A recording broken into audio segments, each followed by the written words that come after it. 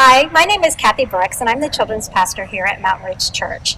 We know that with school closures, that parents are facing lots of challenges with moving schooling to the home. We thought we'd gather some experts together and do a little roundtable and answer some questions for you about how you can meet this new challenge. I just want to thank each of you for being here today, and I would love for you to go around and introduce yourself and talk about a little bit about who you are and how long you have been teaching or homeschooling. My name is Kelly, and I've been homeschooling 4 boys for about 17 years. I'm Shelley, and I've been teaching for about 27 years, 13 in a first and second grade classroom, and 13 as a reading specialist working with K-6 students. I'm Tracy, and I teach in the public school, and I've taught 3rd grade and 4th grade. I am Marianne, and I taught in the private and public sector, 2nd grade private and high school and rest, and I homeschool I've been homeschooling 12 years. Hi, I'm Carissa. I've been teaching about 22 years. I've taught 8th grade, college, and high school, all in the subject of math. And I'm Tom, and I'm a homeschool dad, partner with Marianne, and we have a 9th grader and a 5th grader. All right, so for our teachers, my first question to you is, what is the first thing you would tell parents as we look ahead for the next few weeks and start navigating online and start creating schedules? What would be the first thing that comes to mind that you think will help parents as they're asking, how do I do this? Honestly, just give yourself a ton of grace. Everything is up in the air, everything's different, and you're not going to figure it all out in the first 3 days, and that's okay. Give your kids grace, give yourself grace, do the best you can, and that'll be terrific. One thing I would say is I really notice a difference on the days that I spend time with the Lord or I don't spend time with the Lord. So one of my big verses that kept resonating in my head today was Philippians 4:13, I can do all things through Christ who strengthens me. And this is a big paradigm shift for everybody, whether you're public, private, or homeschooling. And so we just need to grab onto God and really ask Him to help us learn the technology, to help our kids at home. If they're bouncy and going crazy, they need to jump up and down and do their math, or be really super flexible with your kids. Mm-hmm. They all learn different. I would say that is the best word to use, Marianne, flexible. Today was our first day that I taught online, and that was the number one question that I received from parents all day today. And my response was just be flexible and work through it, and tomorrow is a new day, and we'll learn from today, and we'll get better tomorrow. All right. Let me ask this of our homeschool parents. What are the top 2 challenges or hurdles you learned to overcome in your first year of homeschooling that can help parents as they navigate this new normal?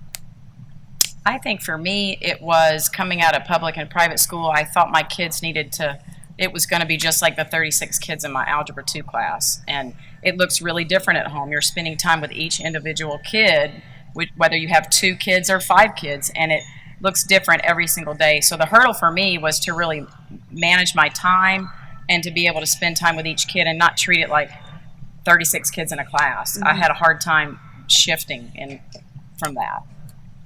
I was going to say that too. Don't try to make it school at home. You don't need to set up chairs differently. You don't need to ring a bell. Just learn with your kids. If you're getting online materials to work through with them, that's great. Some of the younger kids can really just be read to. It doesn't have to look like a school day at home. Learning at home is not the same as being in school inside your house.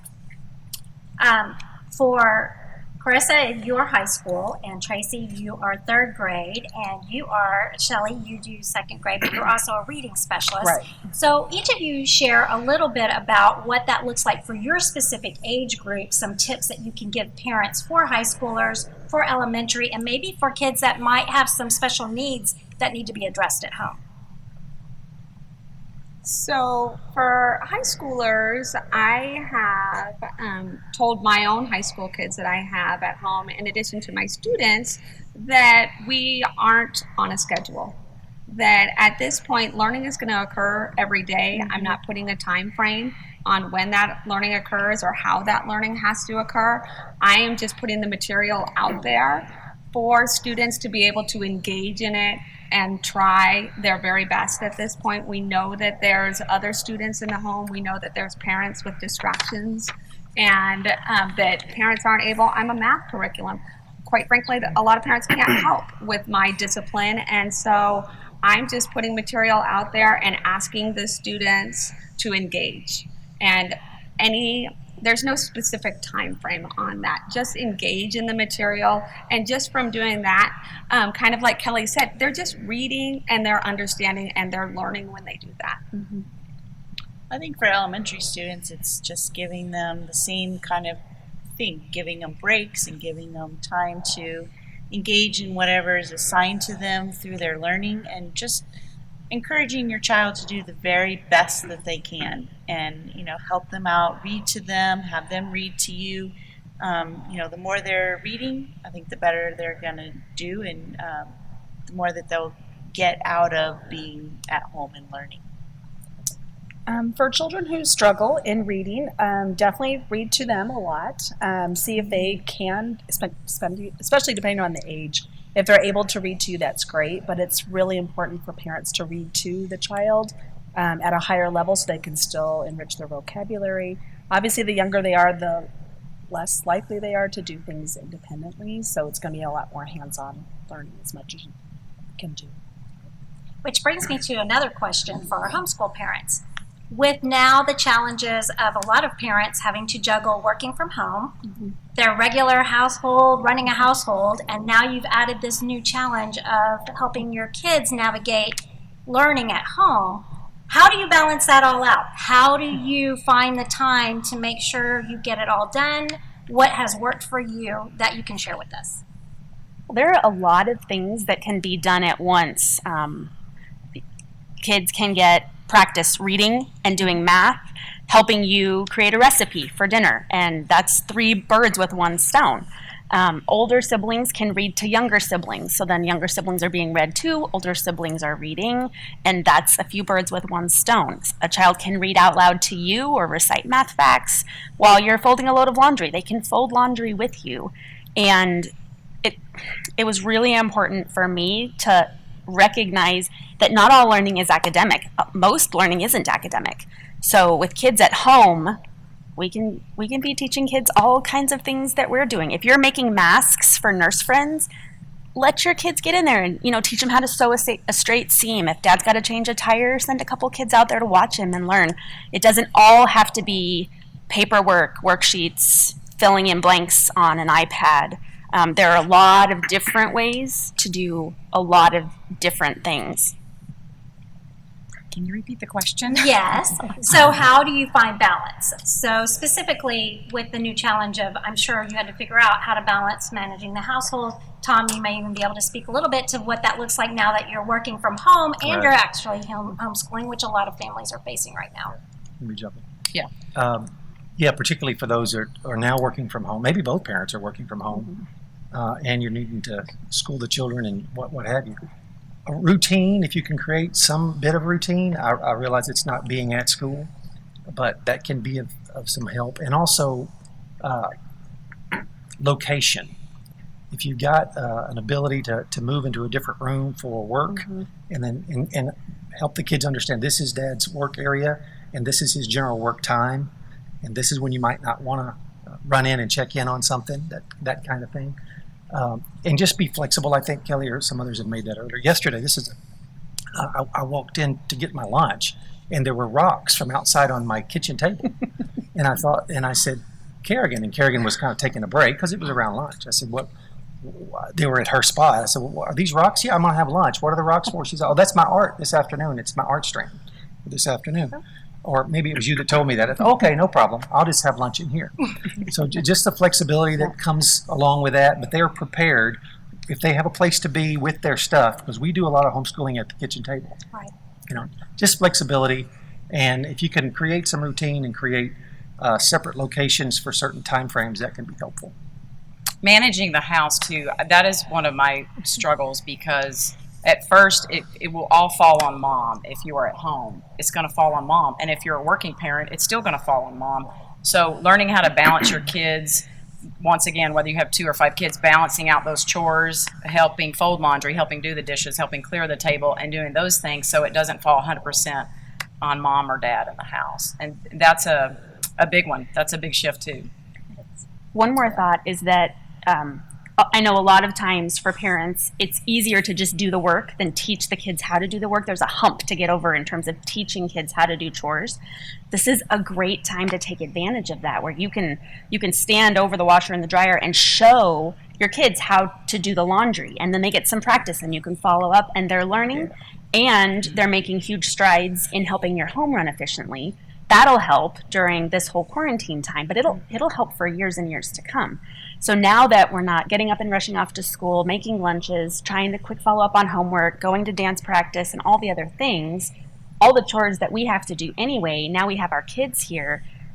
It's a great opportunity to teach them some of those things that a lot of people just don't normally have time to slow down and teach and let them make mistakes and follow up, and everybody's going to come out better for that. And teamwork makes a whole other spirit in the home in terms of getting the stuff done. Right. So I know this is navigating new territory for you as teachers as well, because you are now online teaching. So for parents that may not have looked at math in decades, and now they're being faced with, homework that's coming across the screen, and your child is now asking you for help. What kind of resources do you know of that parents can go to help them figure out how to do this homework? So for Deer Valley School District, we use Engage New York as our math curriculum. And all of that curriculum is on Zern.org, and it's a free website you can go on. You can look up the module and the lesson, and you can watch the lesson. Your child can watch the lesson. I actually use that in my classroom. How do you spell that? Zern, ZEARN.org. And then the other resource that I use a lot in my own classroom, and I'll be encouraging my students, is Raz Kids, which is RAZ. I believe it's hyphen kids, KIDS. And both of those are great resources for students to get on or parents to get on to help them. I'm going to jump on that because both of those companies are offering free access. So if you're in a school situation that the school doesn't have access to those, the parents can join for free. And I think it's till June 30th, or at least until the COVID-19 crisis is over. Those are both really good websites. Do you have any reading resources? The Raz Kids is a great reading website because it gives leveled readers for kids. Readingeggs.com is also really great for teaching phonics skills. There's one that's more geared towards like K2. It's like activities and games, and then there's Reading Express, which is more for like grades 3 through 6, and then they also are including a free Math Seeds trial, which is more geared towards like 3 to 7. So they're also offering free trials, which is another great website. High school, because that work starts getting a little bit more difficult. Yes. And how can parents find some resources? So YouTube is a great resource, but you do have to screen your web channels that you're using. So if you're going to send your child to a YouTube website, I would preview that website before you go. Speaking directly to math, if you type in math and science, there is a YouTube channel there that I highly recommend. That there is one instructor that runs that, so the consistency there, again, as Tom commented on, routine for kids is especially important for their learning, especially in mathematics. They're going to be used to learning it one way, and they may have to be slightly flexible, but I found the Math and Science channel on YouTube does do current practices. There's another great math website, Khan Academy, KHAN for Khan Academy, and it does list it by discipline, meaning is it younger grades, algebra, geometry, calculus. I actually teach statistics. It does go into that discipline as well, so that's a wonderful resource, and that's one that you can be sure is a safe resource to be using. And then really any Google search that you do on a specific content area, you just want to check to make sure that it's an educational site and that it's usually not a personal website that's being run by somebody. So again, I would have parents checking those before I would even send my high school kids out there. I would check it before I even let high school kids check it on their own. Perfect. Well, is there anything, as we close this out, is there anything that you would like to share that maybe you feel would be a great tip that we haven't covered yet so far? I think one great tip is if you feel the edge of everybody getting on each other's nerves inside the house, 'cause this is new times, quarantine, lots of people are home, is take a walk around the block, turn on K-Love, listen to some Christian music, start memorizing some scripture, read God's word. So really keep yourself grounded in that, because that will take the edge off of everything else, because we do have a God that will help us. So that would be my tip, is to separate from each other for a little bit so it doesn't, go downhill, and take a break from that subject or whatever you're working on. I would add that the teachers are all in a really new place. Like, we are trying, not all of us are really tech savvy, and we're trying to learn and get there. So I just feel like from my district, I work in Paradise Valley District, they are really encouraging us to not put a lot of pressure on parents and to say, we're not expecting you to teach the same curriculum in the same way. Just everyone's just trying to do their best, including the teachers. So some of the teachers, it's all pretty clunky right now, and we're trying to learn, and with our children at home too. So just grace for everybody involved. I was going to say, lots of grace for our teachers too. For everybody, yeah. Because I don't think any teacher is expecting the parents and expecting to grade this work. We just want the kids to, still have fun, because they're probably a little more concerned than they're maybe letting on at home. They probably aren't saying much, but there's like a little bit of concern there. So we want them to have fun and still just keep reading and practicing math. But we're not expecting the world out of this time. That's what I was going to say. Just read. Up through like second, third grade usually is when kids are learning to read. So that reinforces skills that they're learning. But from then on, they read to learn. So every time they're reading something, they're learning something. So share around books in your family, share with neighbors, trade off with grandma and grandpa. It's a great opportunity for them to get a ton of education just by reading, which doesn't take a lot of energy from parents. They can do it outside in the yard when the weather is beautiful. They can do that in separate parts of the house to cut down on tensions. But also during this time when our families are kind of forced together and we're not rushing off 100 different directions, is a really great time to be in the Word of God together as a family. And kids who are able to read on their own can do a little quiet time when they're not having to pack up and head off for school early, and around the dinner table, because we're all at home, most of us, at dinner now. I mean, even if mom or dad just reads part of a chapter of the book of John and then discuss it as a family. What did we read? What did we learn? How can we apply this to our lives and our world tomorrow? It's a really fantastic opportunity to get into the Word, which also helps with tension, and there's a ton of education in the Bible. My tip would be patience and flexibility. And then also I found I'm a mom of 5. So at our house, we have come up with some new norms and some new routines. I find that my kids feel more safe and less anxious if they know what tomorrow is going to bring. So if you can set some boundaries and routines and put some certainty into their life where there is none right now, I've found that the stress level in our house has gone down considerably. When they wake up tomorrow, they know what's expected of them and what our house is going to look like. I would add, Dad, step up. Don't leave it all to Mom. Obviously, Marianne in our home, having homeschooled the whole time, does most of the heavy lifting. But they need encouragement. They need direction. And it's not hard to sense it, particularly if you're working from home and you're there with them. You're going to get a feel for what's happening and what's going on 2 rooms over. Dads need to step up and be the dad and be the leader in the home and encourage more than anything else. Not my strength, but I'm learning, and that really go a long way. Your kids need to know that you're there and you're with them and for them. Thank you so much for joining in on our roundtable discussion on education in the home. Please, if you have any questions or would like any comments, you can direct message us or